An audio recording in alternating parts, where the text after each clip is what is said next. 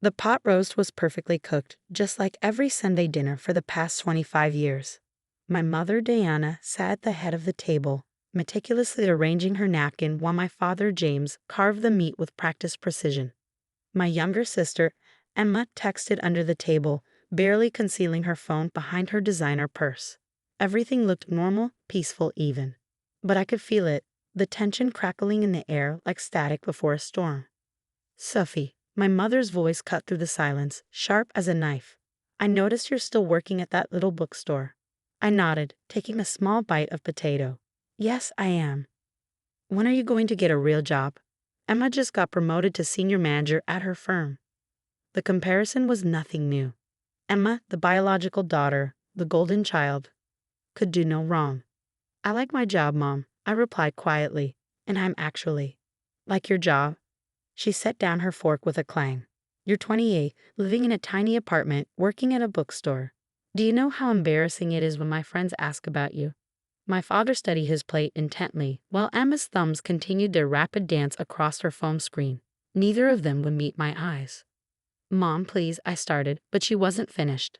"I've tried so hard with you, Sophie. God knows I've tried. When we adopted you, I thought—" She shook her head. "I thought I could love you like my own." The room went silent. Even Emma's fingers stilled over her phone. "What did you say?" My voice was barely a whisper. My mother stood up, her chair scraping against the hardwood floor. "You heard me.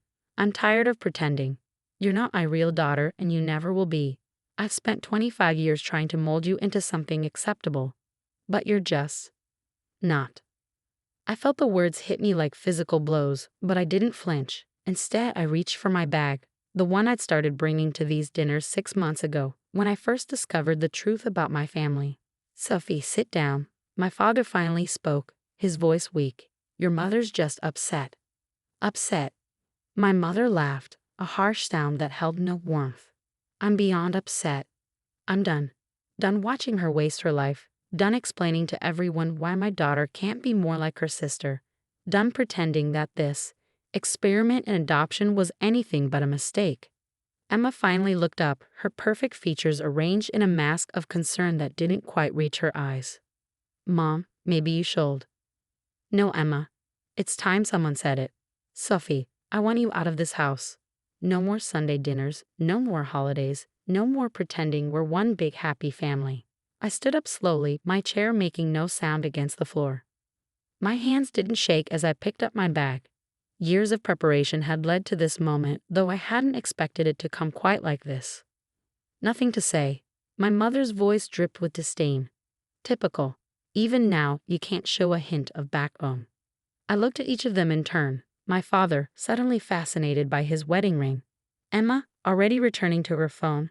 And finally my mother, standing there with 25 years of barely concealed resentment written across her face.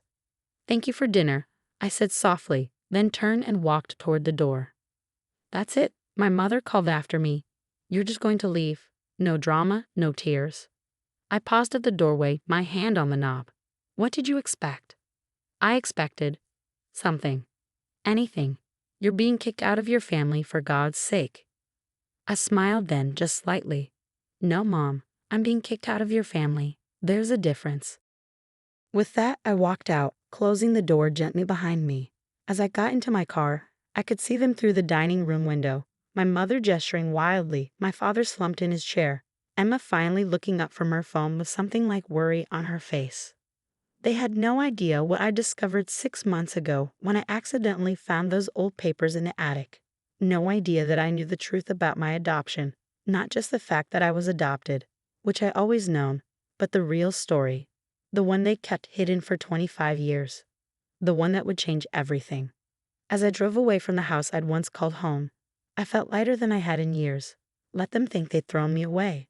Let them think they'd finally broken me. In 6 months, when everything was ready, they'd learned just how wrong they were. 6 months earlier, I'd been helping my father clean the attic when I found the metal box tucked behind old party decorations. He'd stepped out to take a call, and something about the way the box was hidden caught my attention. Inside, beneath yellowed newspapers and faded photographs, I found documents that changed everything. My adoption papers weren't from the agency my parents had always mentioned. Instead, They were connected to one of the wealthiest families in the country, the Andersons. More specifically, I was Catherine Anderson's daughter.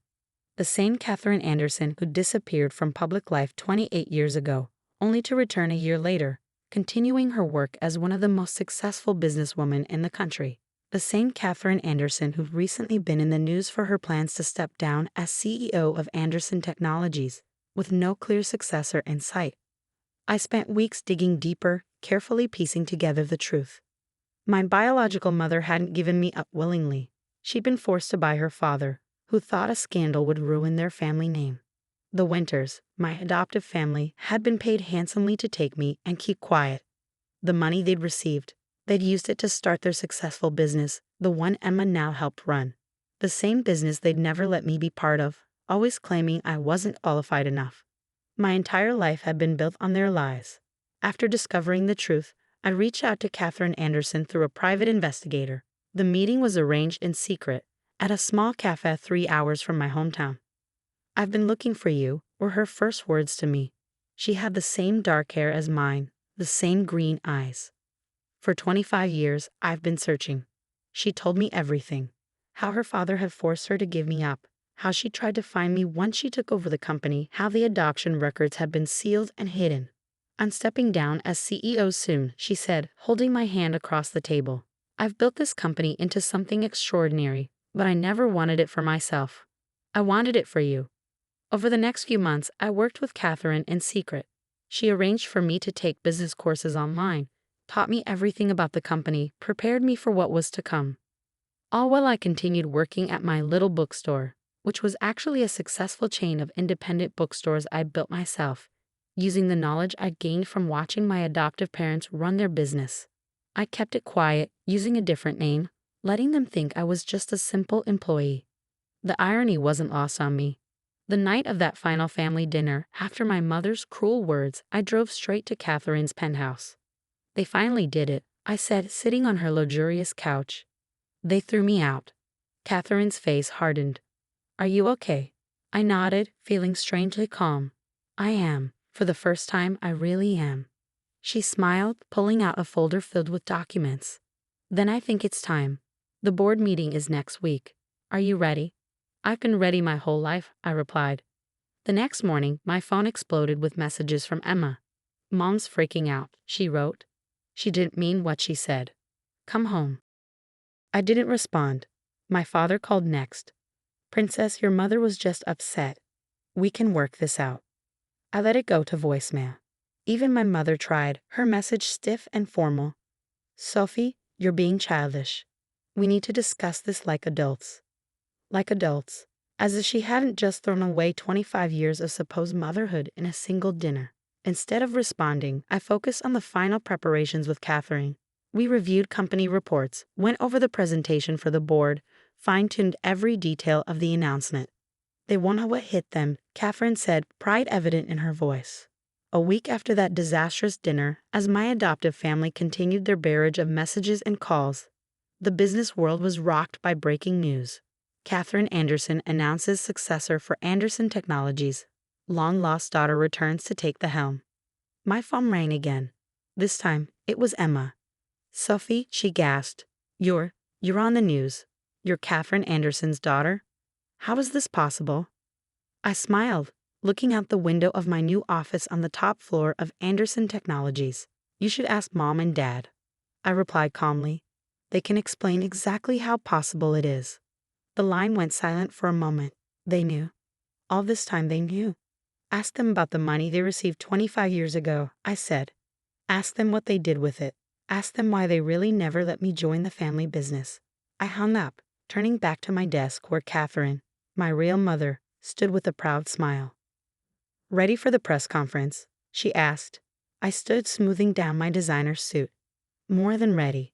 It was time to show my adoptive family exactly what their disappointing daughter could do. The press conference was a whirlwind of camera flashes and rapid-fire questions. I stood at the podium, Catherine beside me, as we shared our story with the world. Well, parts of it anyway. "Miss Anderson, how does it feel to discover your true heritage? What are your plans for the company? Were you surprised to learn about your biological mother? I answered each question with the poise Catherine had helped me perfect over the last 6 months. No one needed to know about the tears, the anger, or the years of feeling like I wasn't enough. This wasn't about revenge. It was about claiming what was rightfully mine. The real show began when my adoptive parents arrived at Anderson Technologies the next day, demanding to see me. Security called up, and I instructed them to let the Winters through. It was time to finish this. They burst into my office, looking completely out of place among the modern decor and floor-to-ceiling windows. My mother's perfect makeup couldn't hide her panic, and my father's usual confidence had vanished. "Sophie," my mother started, then corrected herself.